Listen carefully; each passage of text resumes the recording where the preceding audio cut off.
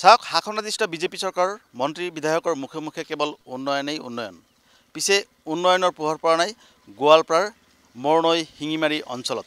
সহযোগী সঞ্জীৱ আৰু মই বৰ্তমান এই অঞ্চলটোতে আছোঁ। সঞ্জীৱে দেখুৱাব এই অঞ্চলৰ উন্নয়নৰ যি বাস্তৱ ছবি, সেই ছবি আমি দেখুৱাইছোঁ। সঞ্জীৱে দেখুৱাইছে এয়া মৰণৈ শিঙিমাৰী সংযোগী যি পথ, সেই পথৰ দৃশ্য দেখুৱাইছোঁ।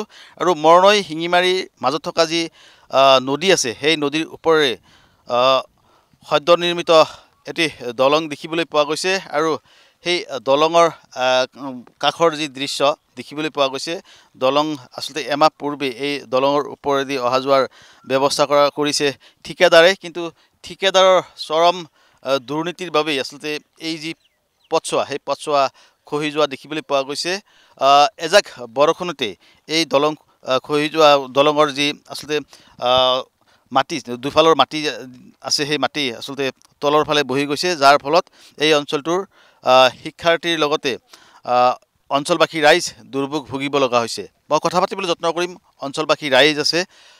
দাদা কি ক'ব, 6 বছৰ পিছত এই দলংটো নিৰ্মাণ হ'ল, দলঙৰ নিৰ্মাণ কাৰ্য সম্পূৰ্ণ হৈছে, কিন্তু দলঙৰ দুপাৰে যি মাটি দিছে, সেই মাটি এতিয়া তলৰ ফালে বহি গৈছে, যাৰ কাৰণে আপোনালোকে দুৰ্ভোগ আচলতে ভোগ কৰিব লগা হৈছে। কি ক'ব? আচলতে দুৰ্ভোগৰ বৰ্ণনা কৰিবলৈতো মুখৰ ভাষা নোহোৱা হৈ যায়। আমি বহুত আশা প্ৰত্যাশাৰ মাজত আমি এই দলংখন আচলতে পাইছিলোঁ। বহুদিন বিৰতিৰ মূৰত যেতিয়া আমি এই দলংখন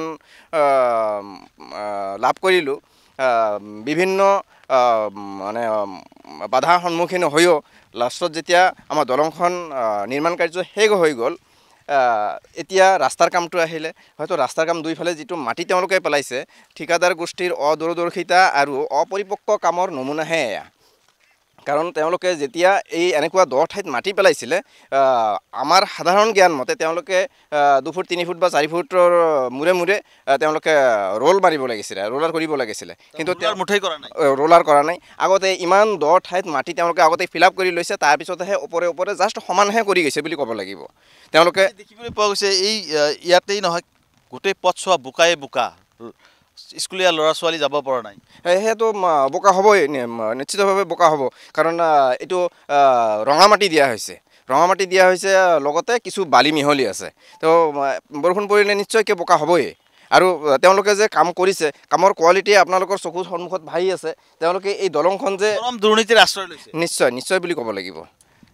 এয়া সঞ্জীৱে দেখুৱাইছে, আমি ইয়াৰ জীয়া ছবি দেখুৱাইছোঁ। মই আৰু কিছু লোক আছে, তেখেতসকলৰ প্ৰতিক্ৰিয়াও ল'বলৈ যত্ন কৰিম। দাদা কি ক'ব, অঞ্চলবাসী ৰাইজ হিচাপে দলংটো নিৰ্মাণ হোৱাত আচলতে কিমান দুৰ্নীতিৰ আশ্ৰয় লৈছে, সেইটো নিশ্চয় আমি গম পাইছোঁ। দুৰ্নীতি মানে চাওক, এই ব্ৰিজখন যেতিয়া নিৰ্মাণ হয়, যেতিয়া কাম আৰম্ভ হয়, কাম আৰম্ভণিৰ পৰাই এই ব্ৰিজখনত দুৰ্নীতি হৈ আছে। আমি ৰাইজৰ পৰা আমি প্ৰেক্টিকেলি অফিচতো গৈ আমি এই অভিযোগখিনি জনাইছিলোঁ যে ব্ৰিজৰ কামটো বিৰাট বেয়া হৈ আছে, গতিকে আপোনালোকে যাওক। কিন্তু আমি অফিচত গ'লে অফিচৰ মানুহে কয় কি যে কামটো মানে টকা নাই, অভাৰ টকা খৰচ হৈ গৈছে, এতিয়া আৰু কৰিব নোৱাৰিব, আমাক এনেকৈ কয়। আমি কি কৰিম? আমি MLA-কো জনাইছোঁ, একেটো বিধায়ক এম এল একো জনাইছোঁ। যোৱা ৰাতিও মই প্ৰেক্টিকেলি ফোনত মই SDO ছাৰক জনাইছোঁ, ছাৰ ব্ৰিজখনৰ এই অৱস্থা। আজিলৈকে তেওঁলোকৰ কোনো ডিপাৰ্টমেণ্টৰ পৰা নাহিলে, আজিলৈকে নাহিলে। তেওঁলোকে জড়িত, তেওঁলোকে কয় টকা নাই। তেওঁলোকে কেনেকৈ জানে টকা নাই? আৰু ইয়াৰ যিজন মেনেজাৰ দীপাংকৰ, এটা চোৰ, এটা ডকাইত, ইয়াক আমি ইমানবাৰ কৈছোঁ, চাওকচোন আপুনি ৰাস্তাৰ বহলটো চাওকচোন, এইটো ৰাস্তাৰ বহল হৈছে নেকি? আজি অলপ বৰষুণ পৰাৰ ফলতে আজি ৰাস্তা ফাটি যায়, এতিয়াতো বৰষুণ পৰাই নাই।